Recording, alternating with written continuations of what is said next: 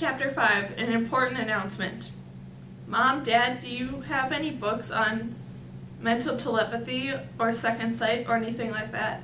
Max Ernest found his parents sitting at what was now their joint office, their desks arranged so that they were back of one desk touched the back of another. They stared moonishly into each other's eyes without having so much as turned their necks. Once two separate offices, the room was redesigned by a rig line of cracks and splintered where the two offices had been joined together. On the floor were broken pieces of lumber and chalky chunks of morale and hazardous mess, but they didn't appear to notice any of it. Or perhaps they were more in love to care. Max Ernest coughed loudly. "Hello, Mom? Hello, Dad? I'm right here, 2 feet away from you. I know you can hear me." In the old days, Max Ernest couldn't keep his parents off his back.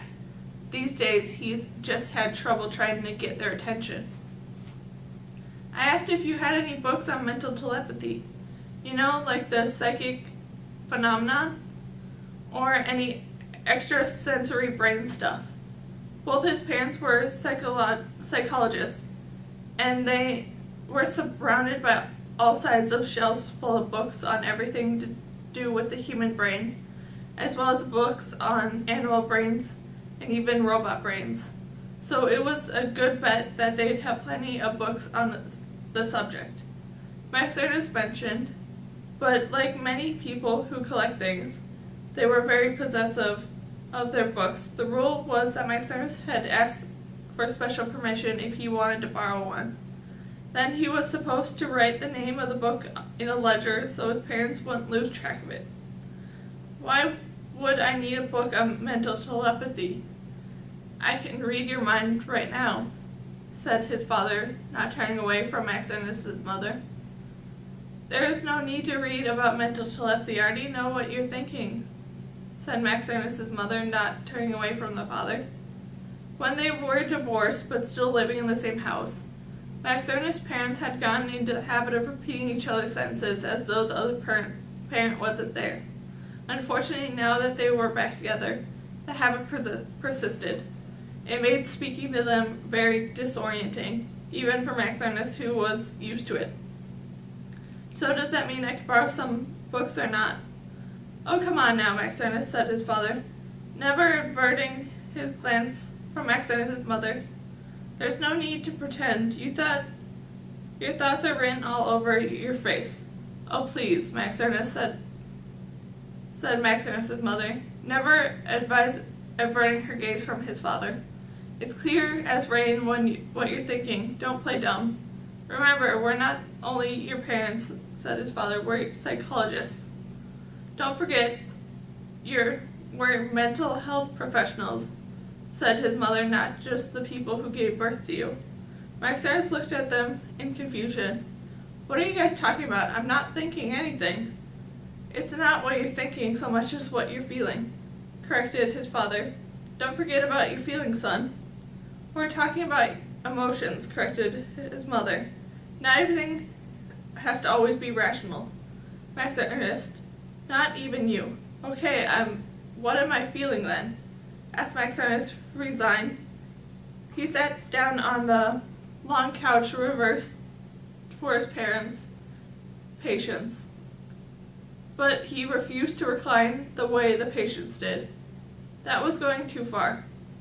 Stupendously, he scanned the shelves for books that might contain what he was looking for.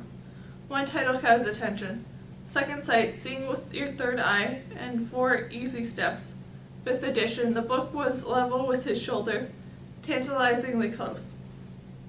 "It hadn't escaped our notion that you've been a little, shall we say, depressed?" said his father, finally turning to face Max Ernest. "Don't you think we haven't seen the dark cloud you've been carrying around?" said his mother, finally turning as well. "Brilliant," thought Max Ernest. "My best friend is in a coma.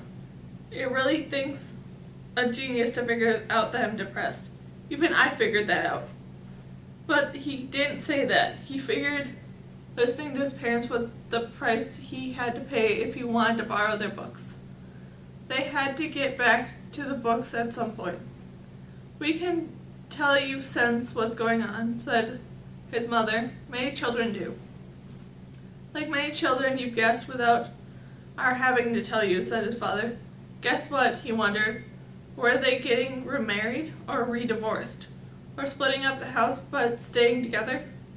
Or just staying together but keeping the house?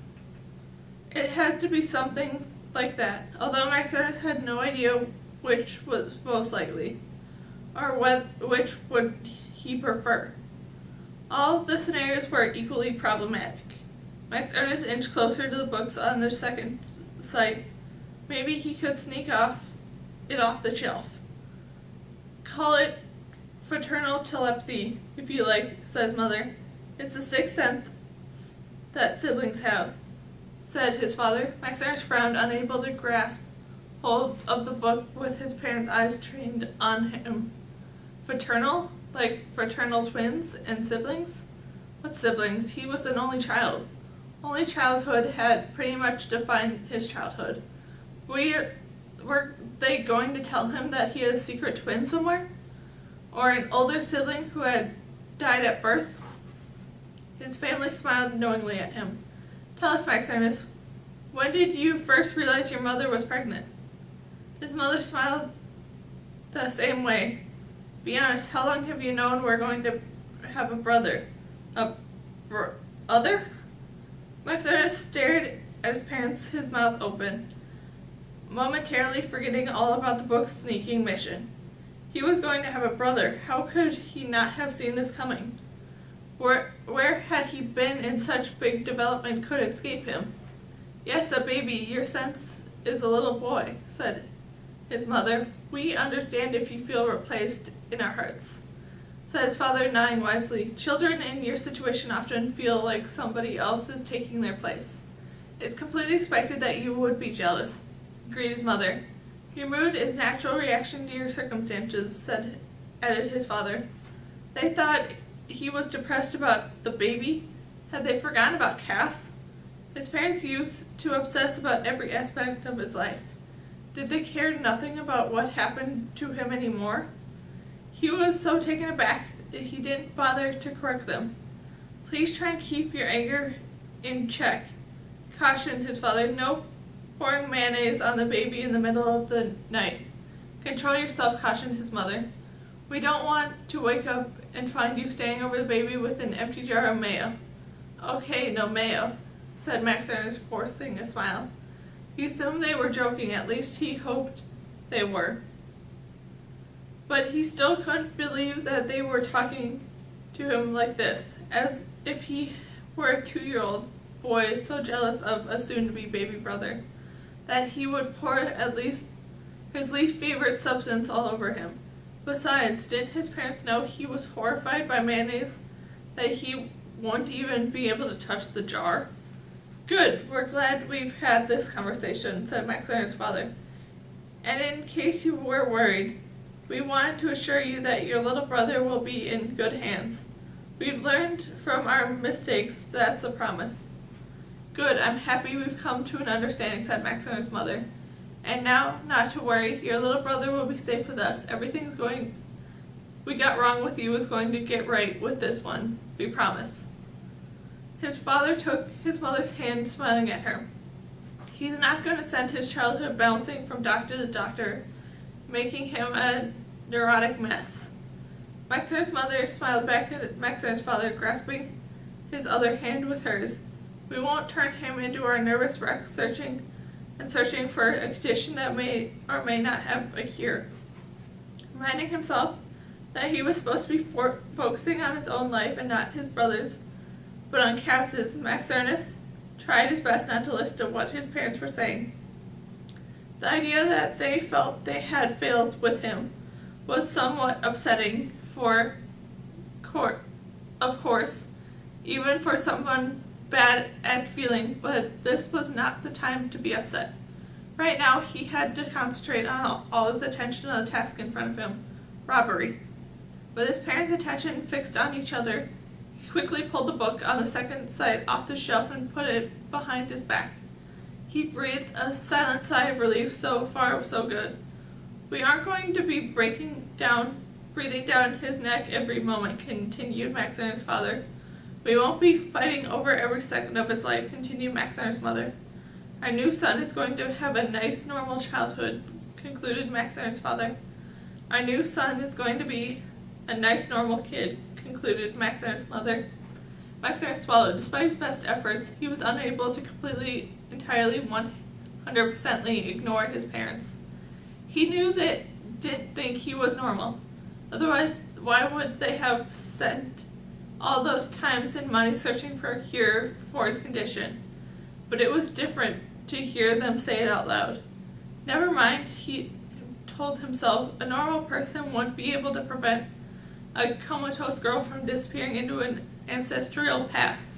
A normal person wouldn't be able to save Cass. Cass didn't think he was normal, but she didn't want him to be normal either. She was relying on him to be just who he was. She had faith in him. She had told him so. And living up to that faith was the only thing that he should be thinking about. His parents were beaming so hard and happily at each other that he suspected he could walk out right now, book in hand, without their noticing. That's exactly what he did. And then he ate some chocolate, and then some more chocolate, then some more, and some more, and some more.